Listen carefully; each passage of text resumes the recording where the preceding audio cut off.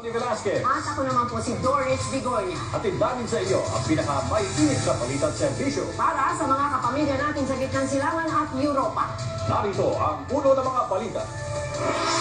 Pinay nurse na nagkaroon ng MERS-CoV magaling na ayon sa DOH. Pinay nurse negatibo sa MERS-CoV noon pa man ayon sa opisyal ng Saudi Ministry of Health. Alert level 4 itinaas sa Yemen. Mga Pilipino roon pinalilikas na. Labor Office maghihigpit sa pagpapatupad ng $400 na sahod ng kasambahay. Galing na ang Filipina nurse na Overseas Labor Office sa Oman sa pagpapatupad ng sweldo para sa mga Pinoy Household Service Workers o HSW. Nagbabala ang polo na i-disqualify nila ang employer o agency na mahuhuli nilang lalabag sa patakaran. Mula Moscat may balitang global si Rowan Soldevilla. Noong 2011 pa, pinatutupad ng PUA ang $400 na minimum na sahod ng household service workers sa Oman. Pero marami pa rin ang hindi sumusunod. Sabi ng isang agency, sa Pilipinas pa lang ay kinakausap na ng ilang manpower agency ang mga masukang kasambahay na $400 ang ilalagay sa kontrata para lang makapasa sa PUA kahit hindi ito ang kanilang sasahurin.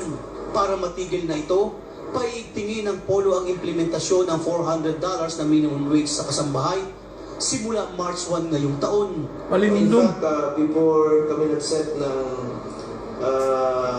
effectivity noong March 1, inaano namin na miniting pa namin yung mga agency. So after the meeting, we emphasize to them that we are going to strictly implement the minimum salary of $400 for household workers. Babalaan ni Mustafa sa mga employer at agency na lalabag, hindi na nila papayagang makapag-recruit sa Pilipinas. Most likely, we will not allow them to, we will disqualify them to participate in our overseas employment. Because they like Filipino more. They are more comfortable workers.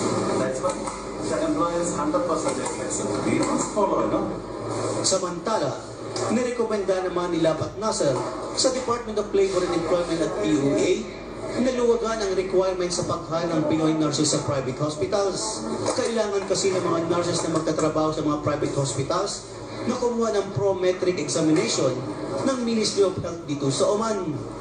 Ang recommendation ko, they had to execute a contract within the, let's say, the duration of the contract for 3 months, just for that purpose. So, kung pumasa sila, then i-convert yun into 2 years. Kung hindi sila papasa, then there's obligasyon ng hospital, ng employer, to return them to Manila, to the Philippines. Tinatayang mahigit 1,000 nurses sa private hospitals at clinics ang kakailanganin dito sa Oman dahil sa plano na gawing medical tourism ang bansa. Rowan Soldevilla, ABS-CBN News, Muscat, Oman.